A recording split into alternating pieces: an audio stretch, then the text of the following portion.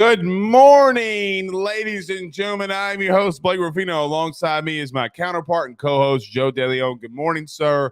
How are we doing? You're muted. You're muted. You're muted. I've done so many shows without making that mistake, and we go, off the radar already. No, but I'm doing great, Blake. I'm excited. I'm playing some golf later. Going to be a good weekend, man. It feels like we're getting so damn close to this college football season. I know we say this every show, but the media days are coming up. Everything is right around the corner. Yeah, we are getting very close. Like 60 some odd days, so 2 months, and then we'll have kickoff. Actually, less than that because we got week 0 games, like Hawaii goes to Vanderbilt. That's going to be a damn good football game, man. Hawaii versus Vanderbilt. Hey, man, Vandy's not going to be too bad now. I'm not even joking. I'm going to watch the shit out of that football game. That is going to be – I know it's probably going to be a terrible game. And that was what sparked the strong season last year for Vanderbilt when they faced off with them.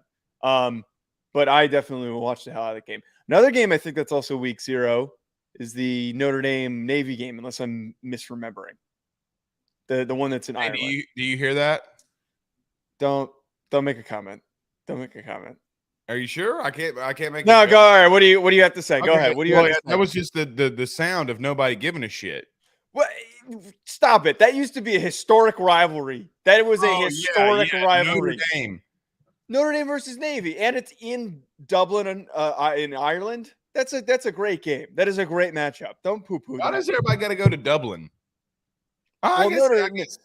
Notre Dame has legitimacy for doing it. Northwestern Nebraska was stupid. That didn't make any sense. There's no ties for either of those institutions to play in Ireland.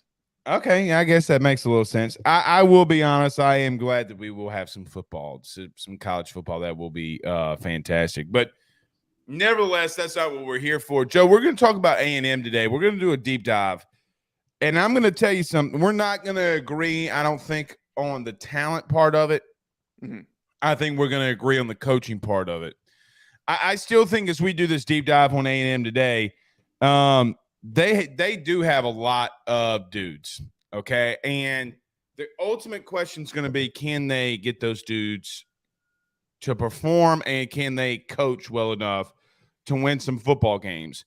It would not surprise me at the end of the year if they're 8-4, 9-3. It would not shock me because, again, I don't think people understand that they have dudes. But here's the truth. You ready? You're going to say I'm biased, but it's okay. Probably. LSU's winning the West. I'm surprised you somehow managed to find a way to re-pull back in LSU into this conversation. No, I'm serious. I've been seeing it for 3 weeks since we've been on this baseball kick. Everybody's like, oh, well, LSU, they Brian Kelly sucks. And I'm like, what? Like, I see Billy Lucci over at Texas saying we're winning the West with what?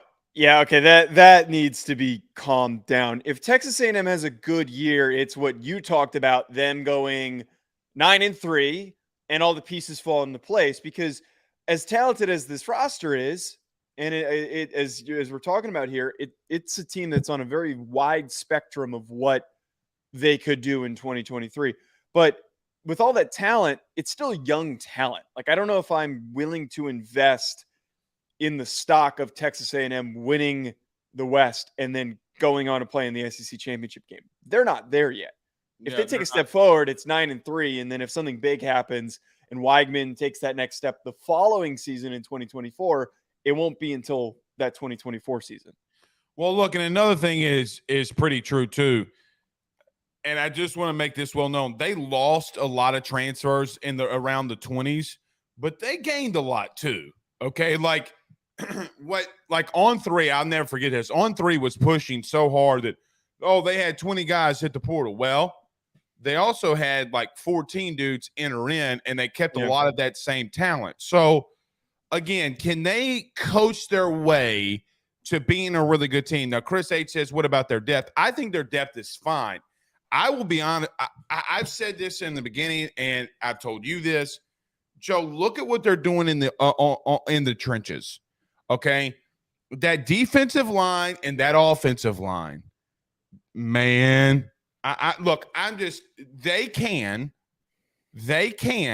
beat the dog manure out of anybody, maybe not named Georgia. I am just telling you. Okay.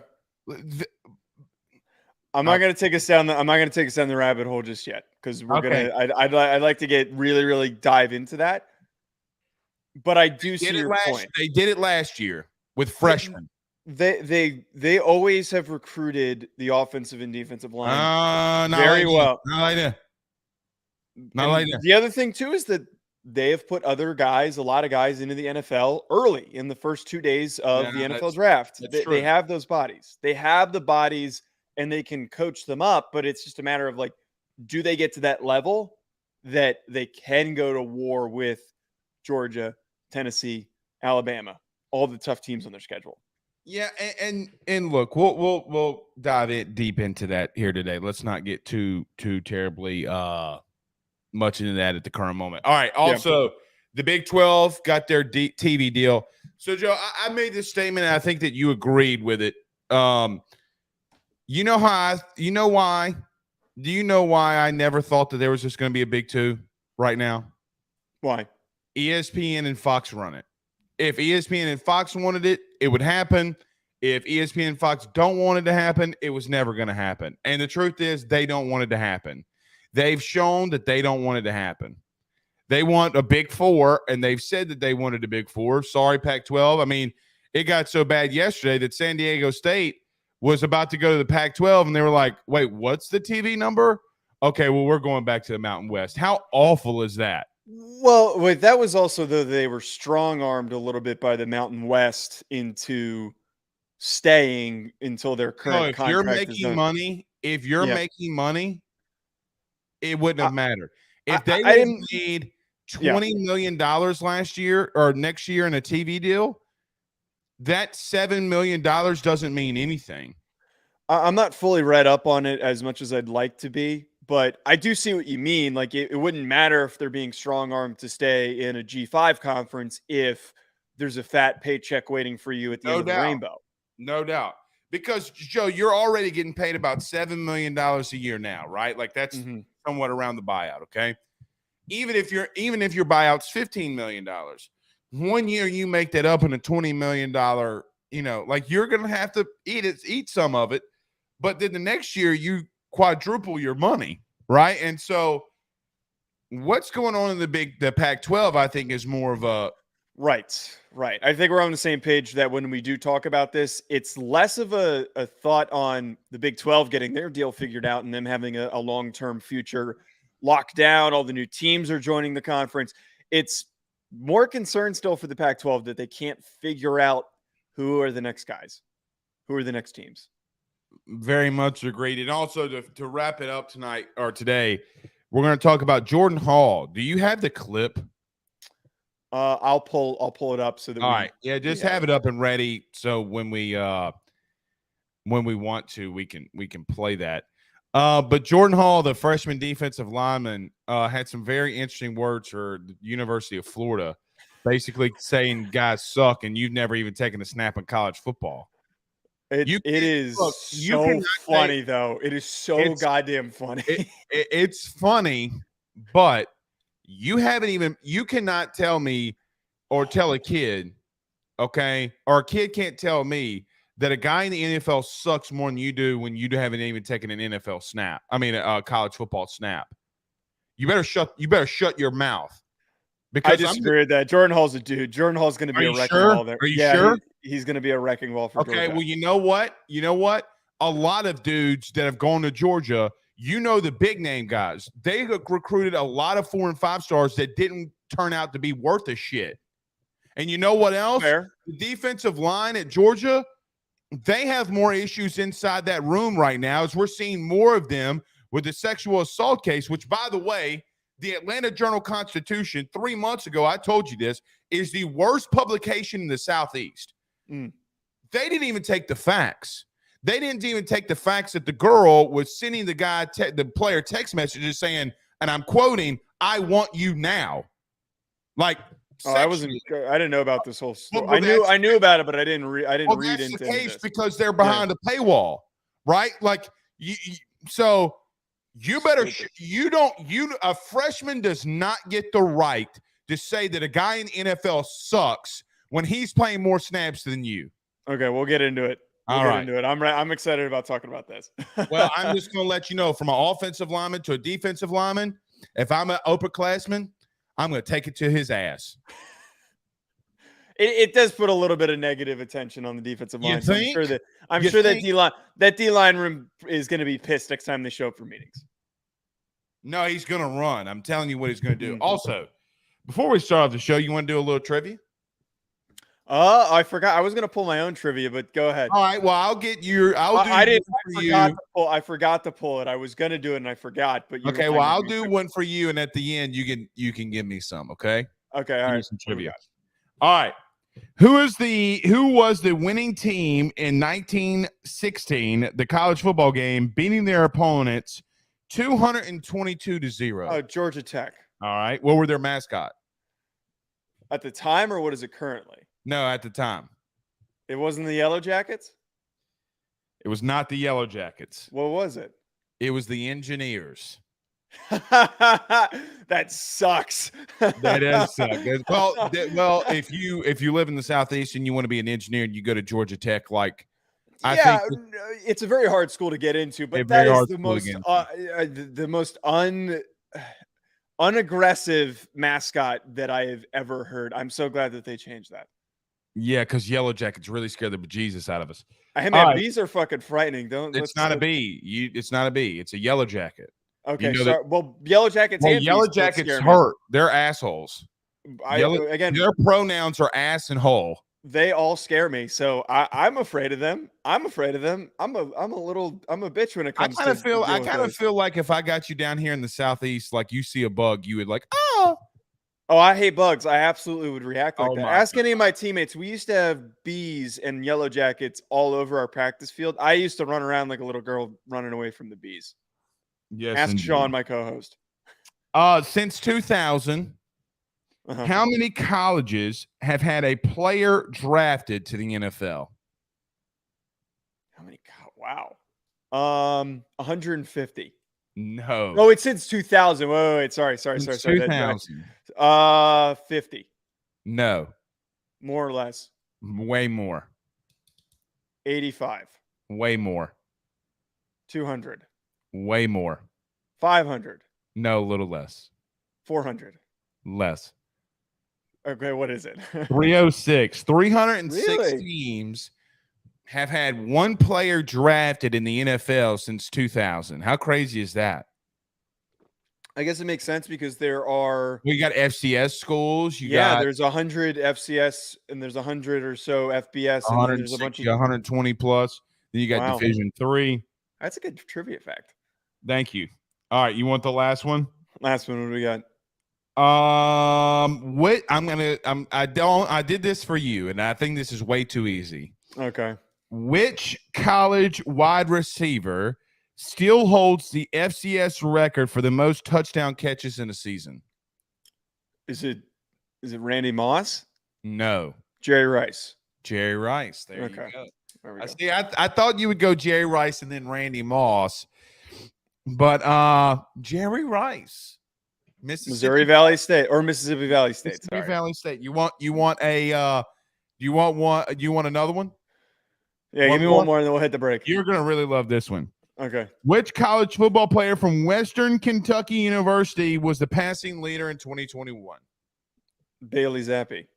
There you go. The boy, the GOAT, Bailey Zappi. He came on the FCS football podcast for a couple years. Good job, Joe. You did you held. I know my shit. I like these trivia questions. All right, next show it's my turn. I'll come with 4. We'll go back and forth. All right, those were kind of easy. Don't make me look like a dummy. All right. Okay. So about our good friends over at betonline.ag. But before we do that, everybody do us a favor by hitting the like and share to all those Facebook groups. If you're listening to us on YouTube, like, subscribe, notification bell, Facebook. You guys continue to kill it for us. Share to those groups. Share to your own social media pages. Wherever you listen to podcasts, rate, review, and subscribe. If you're watching us on Fubo TV or wherever you're watching us right now, go to our socials, follow, like, subscribe. We got some big news I think that Joe and I will be able to announce in the next couple of weeks. So Show's growing, man. Show's Yes, growing. it is. Yes, it is. All right. Talk about our good friends over at BetOnline. Don't go anywhere. We're going to talk about some A&M and why I think they're going to be better than what some expect. But I think there's one team that still runs the West, not named Alabama. We talk about that next. BetOnline is the fastest and easiest way for you to wager on all of your favorite sports, contests, events with the first-to-market odds and lines. Find reviews for all the news for each league, including Major League Baseball, NFL, NBA, NHL, combat sports, college sports, esports, and even golf. BetOnline continues to be the top online resource for all of your sports information for live in-game betting, props, and futures. Head on over to BetOnline today and use your mobile device to join and make your first sports bet. Use our promo code BELIEVE50, that's BELIEVE50, BLEAV 50, to receive your 50% off welcome bonus on your first deposit. That's betonline.ag, betonline.ag. We're back.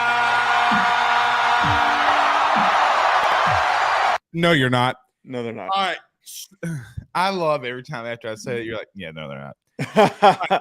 So listen, Joe, rightfully so. So listen, Texas A&M is a cult. I don't think anybody would debate that the Aggies of Junction, that the Aggies of College Station, it's a cult. They have the biggest enrollment in the country at 75,000. A lot of people go there. A&M is a big draw if right, but the problem is they never are. Joe, the last time they won a true national championship was in the 1930s, or 1945, I should say, 1940, 1930, something like that. After that, Joe, they've been somewhat irrelevant. I don't understand the A&M is going to be good sentiment. I don't get that. Now, let's talk about this year. I do think that they can win 8 or 9 games. Okay? If or let me say it like this. I think that they have the talent to do that. I just don't know if they have the coaching to do that. Okay? I think that there's now, if Jimbo takes a step back from the offense and Petrino's able to do what he needs to do, I really do believe that they're going to be a lot better. Connor Wagman's a dude. Whether you like him, love him, or hate him, he's going to be a guy. That offensive line's got some serious talent on it. Receiver, yeah, okay, they're subpar. Let's see what they do at running back. But, buddy, they have talent. They got a 5-star running back this past year in recruiting in Reuben Owens. David Hicks was a defensive lineman that they got. Chase Basantis is an interior offensive lineman that I really think that could come in and play some significant snaps. They also go into the portal, okay? And they get some decent guys. So they lost a lot, but they got some. But they lost guys like Denver Harris. They lost guys like Anthony Lucas. Anthony Lucas to USC. But they still have a crap load of defensive linemen. They were able to replenish, I think, a guy like Sam McCall from Florida State could come in and do some serious things. Tony Grimes was a guy that I thought LSU, as an example, when he went in the portal, that they would go after. They still got guys. They still are going to be well coached on the defensive side of the football.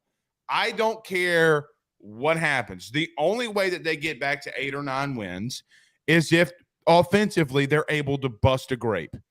The problem is, for me, I think it's the most intriguing team to some extent, but then the least intriguing team in some extent, Joe, because it's like if I told you right now, if Brian Kelly, Nick Saban, Lincoln Riley, whoever went to A&M and you saw the talent that they had on that roster, you would say, man, they're going to win 8, 9, 10 games maybe because of how talented they are. But since Jimbo has that roster, a lot of people are like, yeah, they probably stink. It's so intriguing to me that you can have so much talent like that and not be worth a damn. I'm just being real. There's two sides to this. And as I mentioned earlier, there is a vast spectrum for how this team can perform. They're either going to be way better than they were last year and back up to the expectation that we had at the start of the season last year, where they could challenge the West and win the West. Or they go back to what they did last season and they I don't completely think they're scratch that. challenging and winning the West, but we'll get to that. Right. And as I said earlier, I don't think that's possible. They can still do some damage. They can still go 9-3, and they can still be at the top of the West and be in that conversation, but on the outside looking in. The positives here, I'm going to show the positives first, Blake. All right. Bringing in Bobby Petrino is very significant. I agree. And as much as we can laugh at the guy for some of the stupid things that has happened off the field for him, he is one of the best offensive minds in college football over the last 20 years. And what provides me a lot of optimism for what Bobby Petrino can do is taking over and helping Connor Weigman develop with good receivers, guys like Evan Stewart, that can move this offense from being lackluster and archaic to explosive. Agreed. And the biggest reason why is I love looking at the fact that Bobby Petrino in his time as a head coach and an offensive coordinator has had one of the most diverse groups of quarterbacks, and almost all of them have been highly productive. I look at from Ryan Mallett to Lamar Jackson to, I think Jacob Shelley was the name of the guy at Missouri State that he was coaching up. There are a lot of different players of different heights, different sizes, different athletic abilities, different arm talents that he has altered the playbook and worked around them to help set them up for success, which is the complete polar opposite of what Jimbo has done. Jimbo has said, this is my playbook. This is what we're going to run. We're going to run it. If you can't figure it out, tough shit. We're going to lose games no matter what. That's not literally what he's saying, but that's what we got last year. I think that if Petrino cracks through and he gets to call all the plays and there is no disruption, things can go very smoothly. And it is 1,000% contingent on that. But the negative side of this, Blake, I don't have confidence that happens. There was a quote that I pulled from the Texas A&M site on Sports Illustrated. I believe it was for the Lindy's preview for the SEC. And the quote was from an anonymous SEC coach. They said that the Jimbo Fisher, Bobby Petrino marriage sounds like a Nightmare on Elm Street scenario, doesn't it? I know them both, and they're both single-minded. It'll be interesting to see if Jimbo will keep his butt out of the way. Petrino is not a feel-good, Mr. Happy type of guy, but he's a great offensive mind. So what I'm learning from this is what we already kind of knew. But what it's telling me is if things go well and they can work cohesively, they're going to be fine. But they are both very, very hard-headed. And if one pushes back on the other, the train can come off the tracks very quickly, and it's already way off the tracks. Well, it's not far off the tracks with Petrino and Fisher. And bringing in Petrino is getting them back on the tracks. I agree. Now, listen, it could completely roll off. You're not going to like this. Okay. You ready? I usually don't. But here's the truth that you're gonna one day have to admit. Jimbo, from an X's and O's standpoint, knows what he's talking about. He doesn't know how to execute. Well, he doesn't know how to execute it. Yeah. Okay. Like he doesn't know. He's stubborn. But here's why I think that it can work. You ready? Petrino can have the argument with Jimbo on why he's doing things that allows him to call the plays he's calling. Right? Like, I think that they see the game in a lot of the same ways, but Petrino is able to call it differently because he's been able to adapt and expand and evolve. Jimbo wasn't able to do that. But listen, I think you're right, if they allow Petrino to run what he wants to run, and with Fisher telling him what he sees, I think that they can be an interesting duo, a very interesting duo, because, listen, we give Jimbo a lot of crap, and rightfully so. I don't trust a man that wears a Velcro hat. I never will. But what is the real? You and these hats, man. Sorry, I'm cutting you off, but you and these, I'm not knocking that philosophy, but I think it was one of the most unique. Name a coach that's wore a Velcro hat that's won a natty. No, I'm agreeing with you. I find it really interesting that is your judgment of character, and I think that there are a lot of telling signs from the hats and the way that people wear them that nobody wants to analyze. It's a very good sociological experiment that no one talks about. I love it. Exactly. And look at your boy out in Iowa State. He's a psychopath. Which He you is a always bring him legitimate up. psychopath. Okay. Anyway, I do think that it's an interesting dynamic between the both of them. But so listen, I don't know yet. And I don't want to break down on how I think it's going to go between Jimbo and Petrino because I really have no idea. I can hear and listen to people, oh, it's going to work. Oh, it's not going to work. And I'm like, okay, well, you know what? Let's just see how it happens because I think Jimbo is smart enough to know that, like, hey, man, I might really need to take a step back because I don't want to lose I don't think Jimbo wants to lose his job. I think Jimbo actually wants to be the head coach. Here's the thing for me that keeps me up at night if I'm a defensive coordinator. You ready? Bro, I look at their running backs and I see Reuben Owens, Le'Veon Moss, Amari Daniels, and then I look at the receivers that you talked about. I look at Evan Stewart, who had a pretty decent freshman campaign, and Ananias Smith is returning. Then I look at what they have on the offensive line. Some of them are young, but they got Landon Robinson returning. Bryce Foster is returning. Cam Dewberry was a very talented guy. Trey Zahn is a very talented guy. Oh, by the way, they have Donovan Green and Jake Johnson that are at that tight end position, and we've seen that they utilize that position very well. They got guys, man. Like, they have guys. And by the way, they have a quarterback that's worth a damn. Like, they have a quarterback that is worth a damn in Connor Weigman. Look, you can say whatever you want. Dude, I went back last night and watched A&M versus Ole Miss. The kid can play, dude. I watched A&M versus LSU last night, and I'm like, man, this kid can really play. Whether you like him, love him, or hate him, the kid is doing a 1990s playbook. He's doing a fake bootleg. When's the last time you've seen an I formation bootleg in college?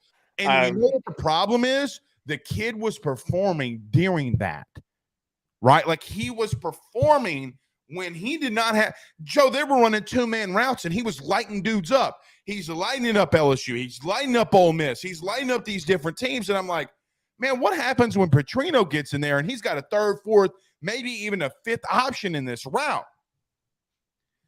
I think that they get back to 8-4, possibly push it to 9-3.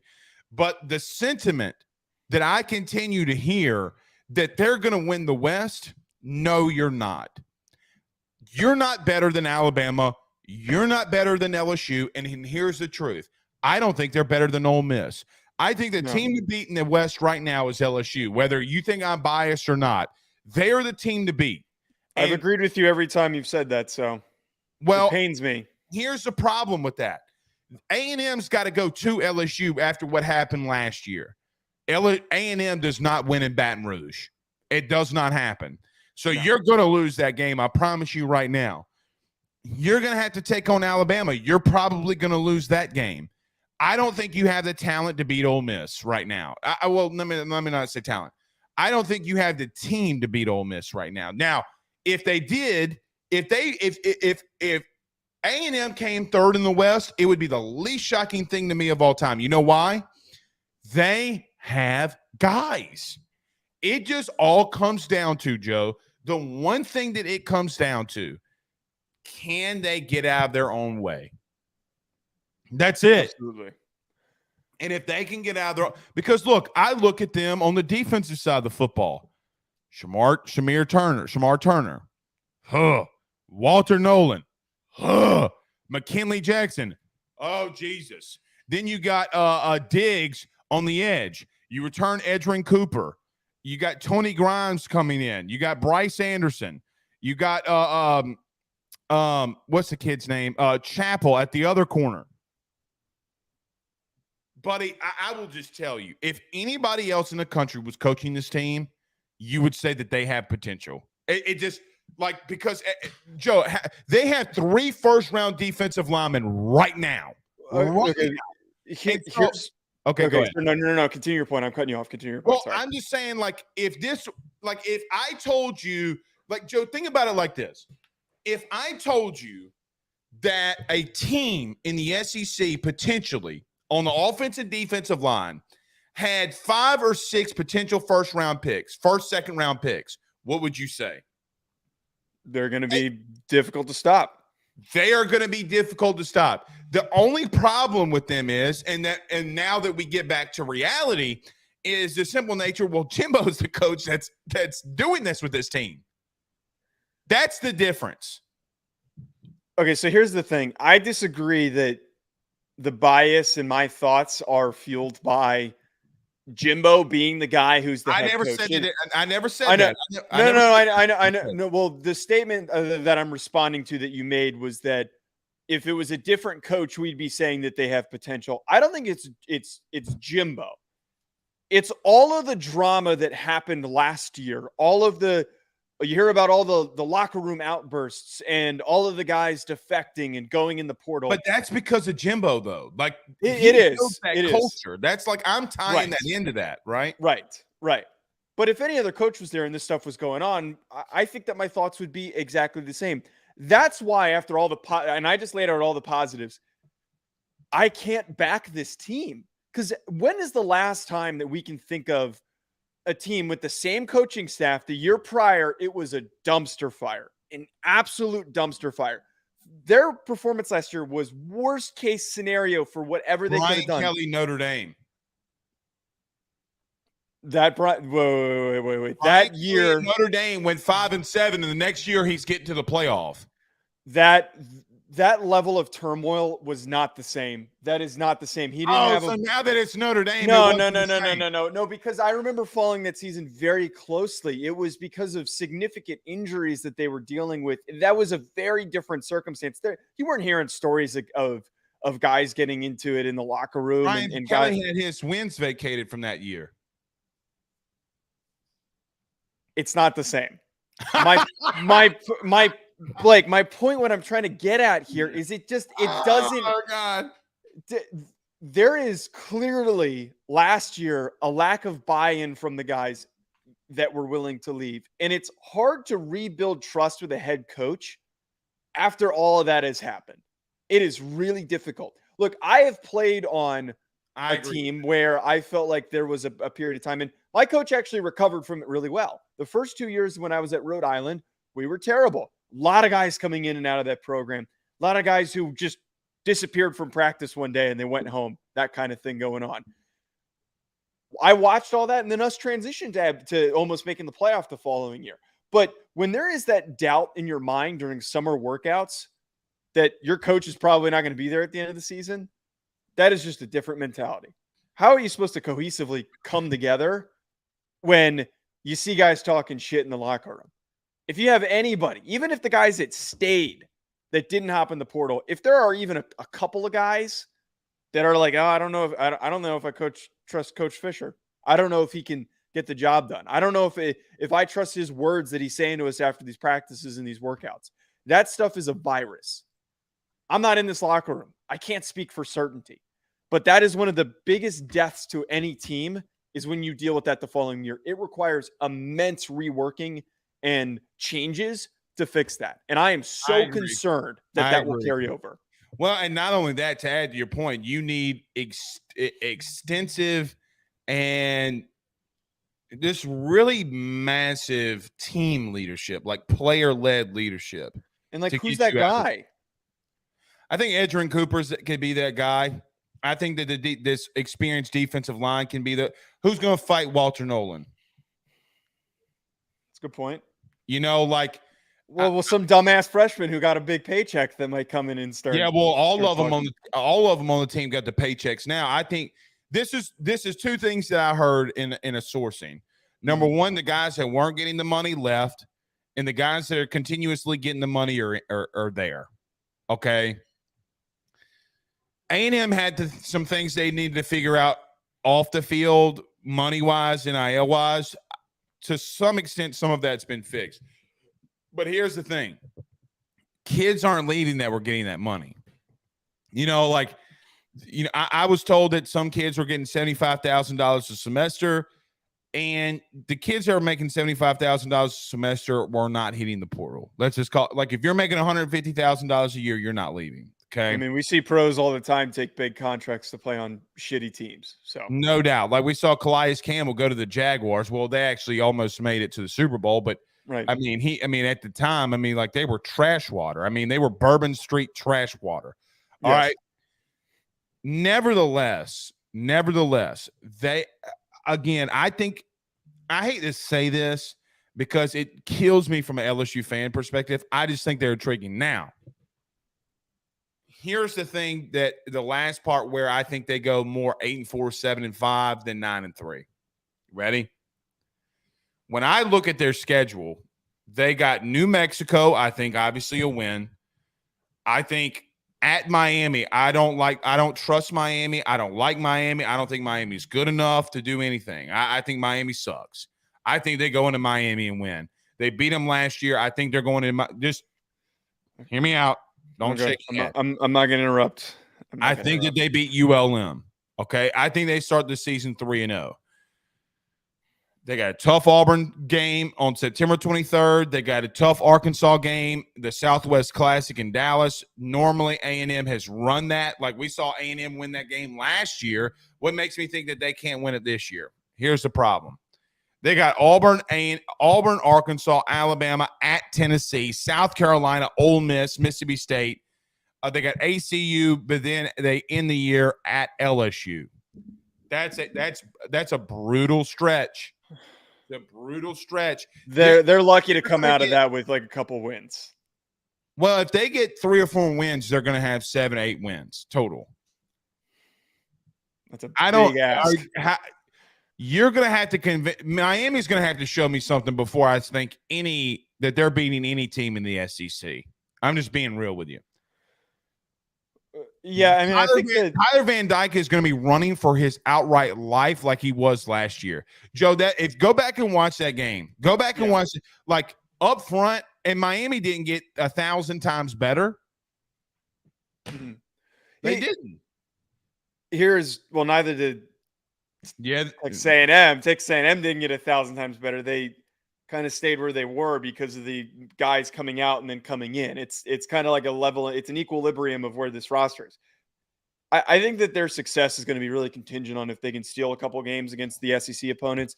They're not beating Tennessee, Ole Miss, LSU, they're not Alabama. Tennessee might get bad fast. Yeah, that's a game that you get worked in. Auburn is a game that they can steal. I think that if that really a steal though? In year one under Hugh Freeze, is that really a steal? We talked about it. I'm optimistic for Auburn. Like I think that if you have a new group of guys that are bought in and that are coming in, like that's a hard fought game and you pull it out in the end. I think that it's plausible for Auburn to win that game. I lean Auburn in that, but at the same time, as we're talking about here, Texas A&M has every capability to win that football game. I just look. They barely beat Miami. They struggled to beat Miami last year. Struggled. And this team improved a little bit. Now, if everything goes according to plan and Bobby's got everything flying, Miami's not keeping up.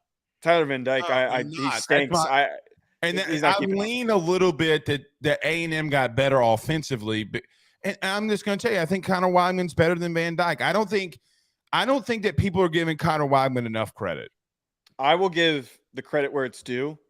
I really like Connor Weidman. He fits every single description that everyone looks for in the modern college quarterback that's going to be a top 10 he's kid. Highly accurate. He's got a good arm. He's intelligent. He's got that Mahomes in him, man. And I know that is – everyone gets pissed off when you say that, but F you if you get pissed off when I say that because – the kid can play, Joe. Like, let's call it what it is, man. He's got some good improvisational skills. He can throw on the run. Like, all that stuff is, again, that Mahomes build.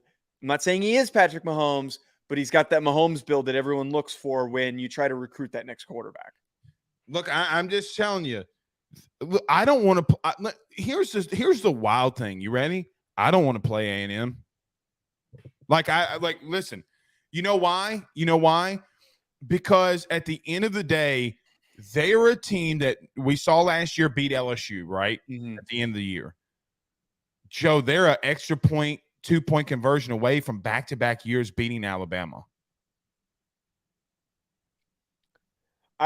That game is such a weird game, though. Have guys.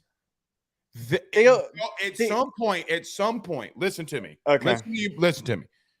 At some point, if you're running man-to-man coverage and your dude is better than their dude, it doesn't matter what you call, right? Like sometimes it does not matter what you call because your dude. Let me just tell you this.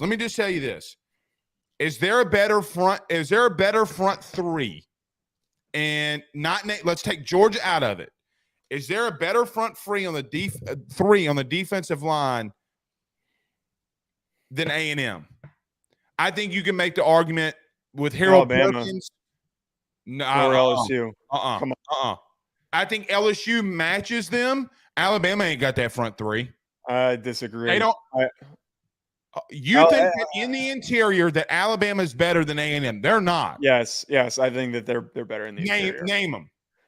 Because again, they're replacing Byron Young and you're going to be sitting here. You know what you're going to say? You're going to say, "Oh, Mr. Blank, Walter Nolan, McKinley Jackson, and Shamir Turner are really good, Mr. Blank." Look, I'm not gonna. No shit. I'm not gonna sit here and I can't name them because they're replacing that whole defensive line. But they have just as many highly recruited kids. The Son and the Holy Ghost. Alabama does not have those dudes in the interior right now. They do not. We're going to find out really quick. I will have an argument with Santa Claus. When has Alabama had a hard time getting 4- and 5-star defensive linemen onto the field? When's the last time that Alabama gave up 200 yards per average rushing? You know where those dudes are gone. They left. Georgia's beating Alabama. They are getting those interior guys that Alabama did not get. You know who else? Tackles and those linebackers are gone. Hey, you want me to tell you? So you know this guy, and you know that I'm close with him. Okay, an SEC position coach. That coach. You know, I'm not gonna say where he coached because it gives it away. You know what? You know what he told me? He said that between the coaching staffs that Saban called out Jimbo not because of NIL, but because Jimbo was taking the interior defensive lineman that Nick always got, and that's what took him over the edge.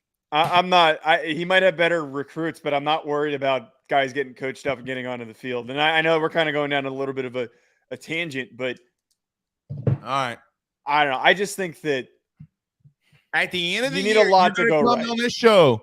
And you're going to say Blake, McKinley Jackson, and Walter Nolan are dudes, and Shamir's a dude. And I'm going to say, try so hard not to. Well, the last time I had this much conviction was about a team named TCU and them not being good. That's all I'm going to say. But TCU was good. No, they weren't. No, all right. Hold on. They beat Michigan. Is Michigan in the SEC? That's not the point. They were still one of the best teams in the country last year, and they're being talked about as one of the best teams in the country this year. All right, last thing. Okay. Does TCU beat Tennessee, Alabama, LSU? No, they don't. They don't. Obviously, they don't. I rest my case. They were still a top. If they were properly rated, they're still good enough to be a top 10 team. And you acted like that they were an unrankable team. Okay, you're right.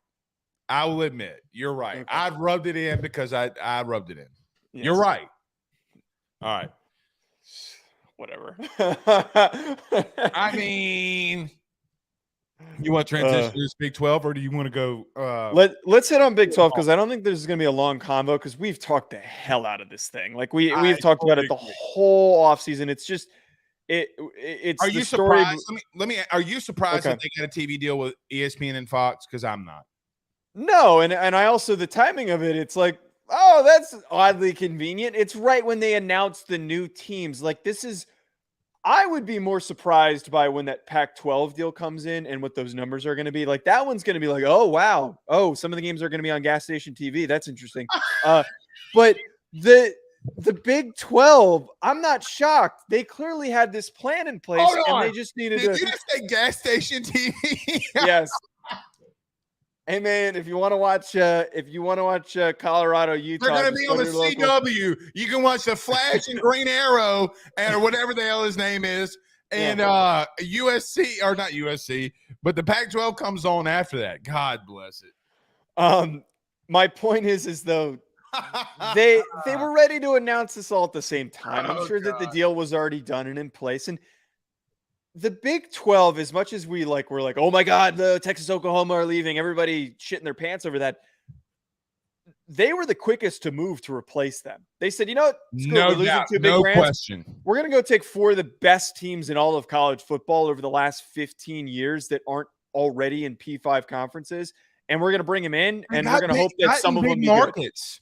Good. I mean, Houston's a massive market, man. So is Cincinnati. In Utah, so is Cincinnati.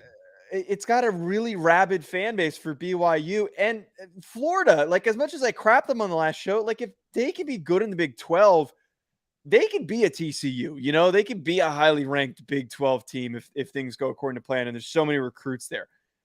They are aggressive, and I still don't think I wouldn't be shocked if they don't go and steal some of these Pac-12 teams. That's the next phase. And here's another thing too. I like I've told you, I really think that Colorado is going back to the Big 12, or going into the Big 12, not back, but going into the Big 12. I really believe that they're doing that. So now that we have all this going out, my first thought is like it's always been in reference to Fox and ESPN control what they want to do with college football. Let's call it what it is, because they have the money. And I just fully believe that they don't want a Big 2. I think that they know, and everybody knows, if you have a Big 4. And look, you know what we didn't talk about last time? How colleges are split down the middle. You know, like middle America to the East Coast. So from Kansas to the East Coast, okay, from Kansas to Maine, you have more than 2/3 of your college football teams, like the premier ones. And the 2 other real premier ones out in the West Coast are going to the Midwest, right? Like they're going to play all these teams in the Midwest. So I just think that they want a Big 4, man. And I'm going to continue to stay with that line of thinking. And I just think it's a good thing. Joe, I don't want a Big 2. I don't think a Big 2 works. I really don't. So with that being, I think a Big 3 would. I know this would, but yeah, they don't want that, man.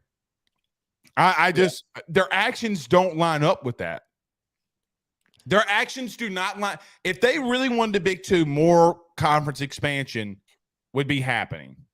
And it's not happening. So we'll have to wait and see. I just think it's a good thing. And I think the Big 12 is going to be okay. I don't think anything bad about it. I think they're going to be a fine, okay conference.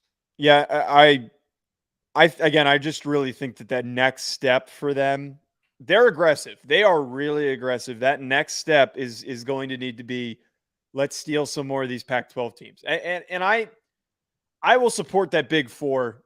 I think we have too many P5 conferences, and I think that's what's leading to some of the issues. And there'd be less arguments too. Well, it's just not like everybody wants to make it like the NFL, but that's not the NFL. There's too many teams. There's too many teams, but there's enough good teams to do it. Well, if the NFL had 126 teams, okay, they would have 4 divisions or 4 conferences. It's more similar to the Premier League. And I still am. Greg Sankey is one of the people who's talked about this. There's a really good book. I'm blanking on what the name of the.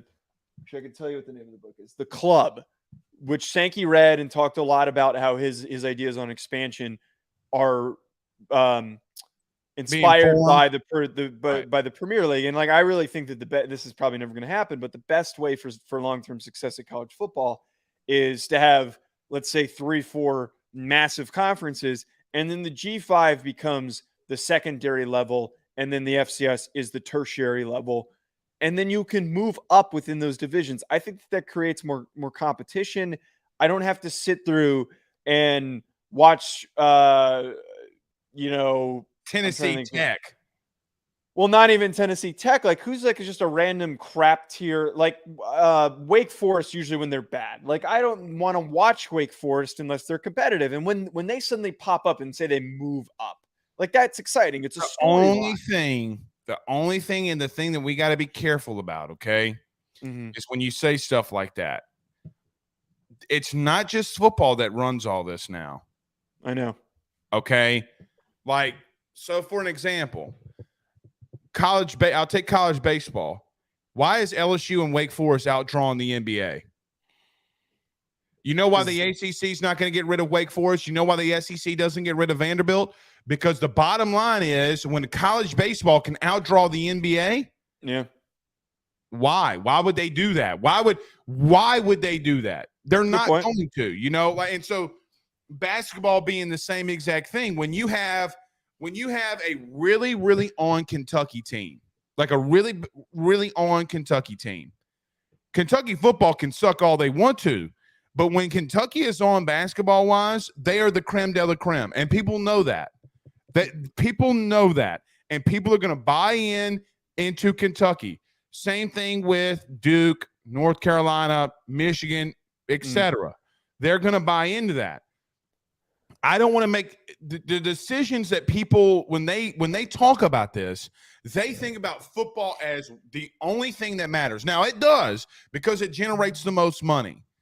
However, Joe, when you're outdrawing the NBA, the NCAA's got to pony up to those teams. I would not be shocked if LSU baseball and Florida bring home $7 million in college baseball, which is unheard of because of the TV revenue that they made. So with all that being said, I just think people look at it as one specific, sport and Title IX is still a thing. Like we talk about this all the time. Title IX is still a massive deal. Like you can't get over that. So for it to work, you would need a completely separate football entity. And that's again why I believe that Sankey continues to pull a lot of strings in the background. And a part of the reason what led to the inception of the Premier League was that ability to attract TV money. And then the TV markets and TV media companies were influencing a lot of the progression and the growth and the development of it. So it's such a complex issue. It's a fun one for the offseason, but it's really difficult to sit here and project what it could be because there's so many different directions that it could go in. I agree. All right, you got this Jordan Hall thing? Yeah, let me pull it up. All right, so do you want to preface this too so that people know? Can you see it? Yeah, I can see it. Can you turn it up? Yeah, so pause it and rewind it and give a preface of what this is, who this is, and what's going on here. So defensive lineman Jordan Hall, who was a top highly recruited kid last cycle. I watched his tape a while ago. I really like him. I think he fits. Player. Very good football player. I think he fits every single descriptor that you look for in a Georgia defensive lineman that is going to come in, wreck house, and then go on to be drafted in the first two rounds. He was on, I don't know if there is an affiliation with the University of Georgia, but he was on this Georgia podcast with his teammates. And they were asking him, like, what? The white guy's an offensive lineman. Look at the mullet. I mean, like, that's a full dead-on giveaway. Like, that guy plays left guard, okay? I don't even have to know who he is. That guy plays left guard. Yeah, I could have assumed that this was I just by looking at them, they're clearly two football players. The guy on the right's too damn big to be, pushing paperwork somewhere and taking engineering classes. The guy on the left, lineman, he looks like if Joe Dirt ate McDonald's 7 days a week. That's such a Georgia offensive lineman. My man is, and he's got the stash and the mullet, and he's on his iPhone. He's got the flip-flop Crocs. He's got the lemon pepper steppers on. I mean, this is typical football podcast here. Yeah, and I think I don't know who the two guys are on the team, but massive human beings. I'm going to check afterwards, but let's play the clip. This is Jordan Hall talking about why he chose Georgia over playing at Florida. Yeah, let's talk about your recruitment. What was the turning factor that got you to the University of Georgia? Really, Florida talked about a lot of nothing. So So I was like, Georgia talking about a lot of something. They're gonna put people in the league. Florida ain't put a D-line in the league since Taven Bryan, and he's terrible. So hey, I'm going to Georgia, and that's really what it was. And I really, honestly and truthfully, I talked to way more of y'all. Yeah, let's talk about your recruitment. All right. So listen, he's not wrong. Okay, like he's not wrong. Jordan Hall is not wrong. But you got to be careful, man. You're a freshman. Like I get that Florida has had down years, but let's not act as if that's not Billy Napier's fault. It's not Billy Napier's fault that Florida has been down, because the truth is Florida has put out a crap load of defensive linemen. Yeah. What you should be saying is that Kirby has put out a lot of defensive linemen, and he's proven, and Billy Napier and Florida are not yet. That's what he should be saying. Yeah. First of all, I love shit talking. I love this. I know that you're probably a little more of a traditionalist than I am, that prove it first before you start talking shit. I don't care. I love beef, man. I think this is awesome. Come in and talk your stuff, and he better back it up. That's the key thing here. He better come in and back it up. And if he does, I'm going to love Jordan Hall even more. I already liked him as a recruit. I liked him as an incoming freshman. But if he comes in, he backs it up, and he starts doing damage, I'm going to like him even more. But here's the thing. Here's my thoughts on this, my takeaway from it. I understand that it's not Billy Napier's fault, because the guys that have come out have been from previous coaching regimes, and he's still just trying to get it figured out. But what I'm learning from this is like how uninspiring are these recruiting trips? How uninspiring are these one-on-one meetings with the coaching staffs at Florida? I'm not saying that Florida's got like a recruiting issue, because they've been killing it over the past couple of weeks in recruiting. But if you can't sell a kid, oversell him, and allow him to go to Georgia, the same stuff's going to keep happening every single year. If a guy goes out of his way to say that they talked a whole lot of nothing, that to me is a pretty clear indicator that there is not a lot to sell to an incoming recruit. So a kid from Georgia, is he from Georgia or Florida? I want to say he's from Georgia. I'll check. Okay. Or he's from Florida, I mean. Yeah, I think he is from Florida. Yeah, he's from Jacksonville, Florida. So he's in that area. Yeah, in the Florida area. Listen, I don't mind. So I don't mind that he's talking trash to their biggest rival. You know what? Don't say a dude in the NFL's trash when you haven't even taken a snap. That's the part that gets me.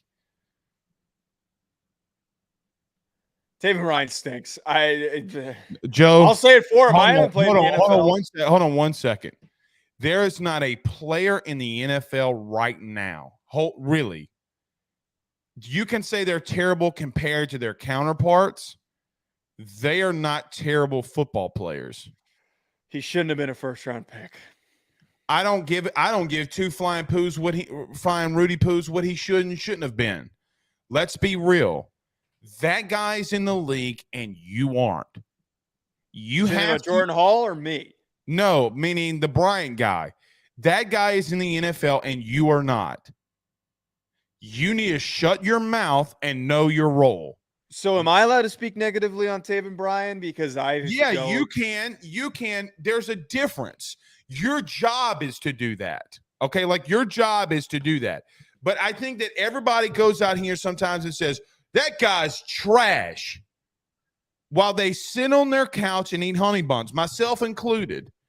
I hate HATE when people go out there and call a kid trash. Well, he's a grown man. He's been in the NFL long enough. And look, I hate trash, Joe. I hate the people who make that statement without watching the tape. But I've watched the tape. I've watched the guy play. The guy's not very good. He's not very good. Don't say he's trash, because he's better than right now. Right now, the Bryant guy has a more established career because he's had the longer time than Jordan Hall. God willing, knock on wood. What if Jordan Hall doesn't make it to the league? Well, then he's going to look like a dumbass. What if he's got to back it up? You got to go out there and back it up first. That's not going to happen. You That's just don't not know gonna what's going to happen, Joe. Freshmen do not have the right to go out there and talk trash to an NFL guy. I'm sorry. I disagree. All I right, don't know, so- man. I think we're in such a professionalized era, especially of college football. Okay, well, that, let me like, just tell you this. When that kid plays and we go into summer workouts or in summer camp and Georgia's offensive line is physically dominating him, I'm going to get that all 22 copy and I'm going to bring it up on this show and say, look who's trash now, mother.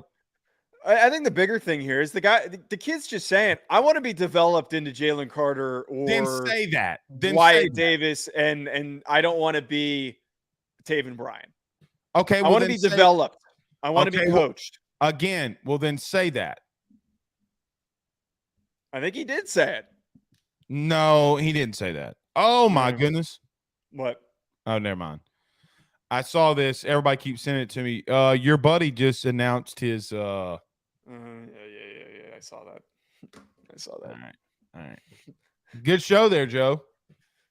Good show. We got an announcement coming soon. Huh? Yeah, next week. Let's do it next week. All right. We'll see y'all Monday. God, it's good to be back and talking football, man. Hell yes. Got to admit. We'll see y'all soon. Y'all have a good weekend and good for. Or are we going Monday? Maybe Monday morning. We could go Monday morning. Yeah, I texted you about that Monday, and then there's going to be no show Wednesday, Saturday. So I'm going on my little vacay, and then we're back to it. Okay. Well, let's go Monday morning. Okay, let's All plan right. for it. See y'all soon. Peace.